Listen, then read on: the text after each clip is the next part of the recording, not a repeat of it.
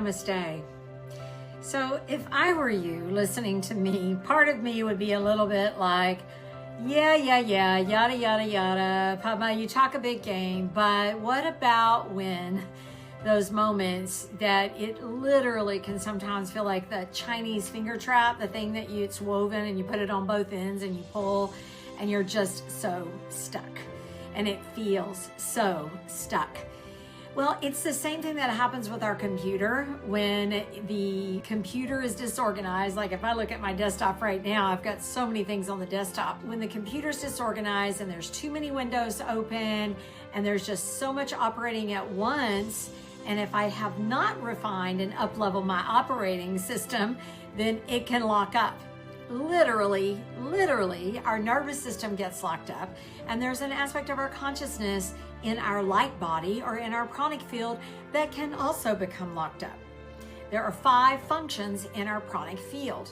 They have to do with the ability to let go or to eliminate, what we take in and the ability to be inspired, to light the fire of digestion and assimilation on all levels, and the ability to lift up and out and to be able to use our voice, to be fully empowered and to speak our truth, and also the function or the power of being wildly distributive, just like the circulatory system, and it is a function of the circulatory system, but it's also the way that we function and circulate and our ability to move throughout life effortlessly in a state of flow and grace.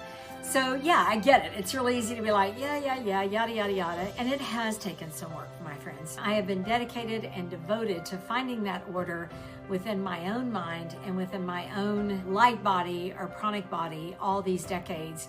And it really is a most noble cause for spending our time on each and every day. So what about that? Like yada yada, what about when my system gets locked up and everything feels really stuck and I find myself wanting to respond in the same old way or, experience a relationship in the same old way? Well, there does come a point that we have to have done the work to where our nervous system and our physical body will be willing to at least create a bit of response between what we refer to as a trigger, which we can turn our triggers into catalyst.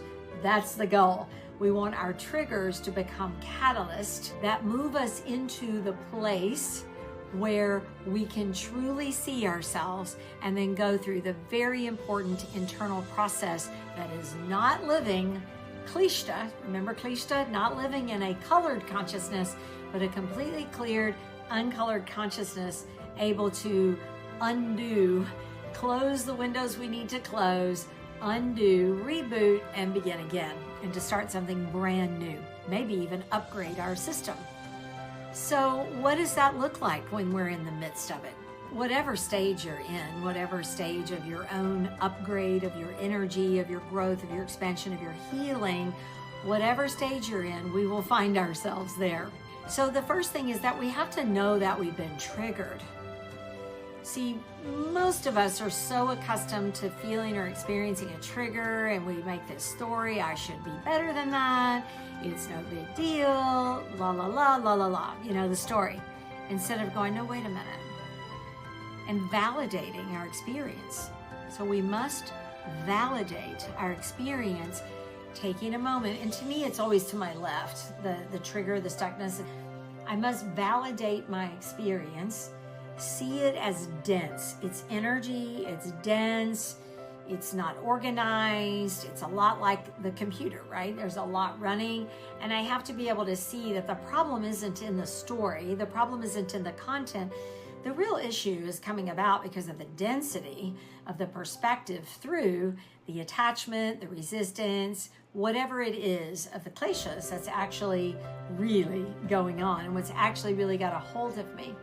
So I have to be able to see it, to wake up to it, to see the victim, villain, rescuer desire. I have to be able to see it. And in that seeing, I must be able to calm my nervous system. Now, maybe not 100%, but at least enough that I can switch. I literally move my body when I do this. I can switch my locus of perception to a much higher, more expanded space. Now, what is really happening here? The strategy is referred to as Kriya Yoga. The strategy consists of 3 primary components. The first one is tapas. Tapas literally translates to heat, transformation, discipline. Discipline is a way that we truly exhibit love to ourselves. This is not punishment. Some people put punishment and discipline in the same category, but it's not. Punishment is something that's often done to other people. Discipline, being a disciple into ourselves within the moment, and having the discipline to be able to create space between our thought and our response. It also requires that we have the discipline to do what we need to do on a day-to-day basis, to be able to train ourselves, to train our body, our nervous system response, our pranic body, our breath, and our mind to run together in a harmonious and synchronized space, which ultimately gives rise to higher wisdom. So I've got to do that on a day-to-day basis. But what I'm talking about here is right in the gnarliness of the moment, having the tapas, having the discipline to be able to put space between the trigger and my response. In doing so, I can begin to shift that trigger into something that serves me, and it starts to look more like a catalyst to seeing, a catalyst to understanding. And it's in that space that svidhyaya, or self-study, or truly seeing the self, can occur. Now, seeing the self, I'm not talking about something we do with our cognitive mind, but it's really being able to view and see the external circumstances that occur and our reactions to them as a mirror to what is going on, to who we really are, and to be able to take responsibility for that. The power of this practice comes about in being able to speak to myself in something called sentence stems. So in that space of tapas between trigger and response, I'm going to be able to catalyze that, where in my mind, instead of saying, they did this, they did that, how am I going to fix it? What's going on? Instead, I can say, I noticed that when this occurred with so-and-so, that I began to respond in this way. And then what I noticed, that in that response, I felt like I wanted to blame. This is a very specific discipline. Next, and very important, surrendering. There are many ways that you can view this. I think in part, it really depends on how you see yourself spiritually, not religion, but spiritually. The highest energetic frequency that you are. In the practice of Kriya Yoga, the practice of surrender is literally, I shift my locus of perception, and it looks something like this. Dear universe, which by the way, I am also the universe. Dear Ishvara, by the way, I am also aligned with Ishvara. Ishvara is for some the aspect of their highest form of spirituality found in a symbolic archetype, or maybe in a person or experience. For some, Ishvara is nature.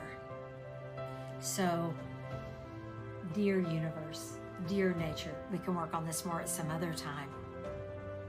I don't understand exactly what it is that is going on, but I take this time and I bow to the altar of my breath and I make this offering and I release this.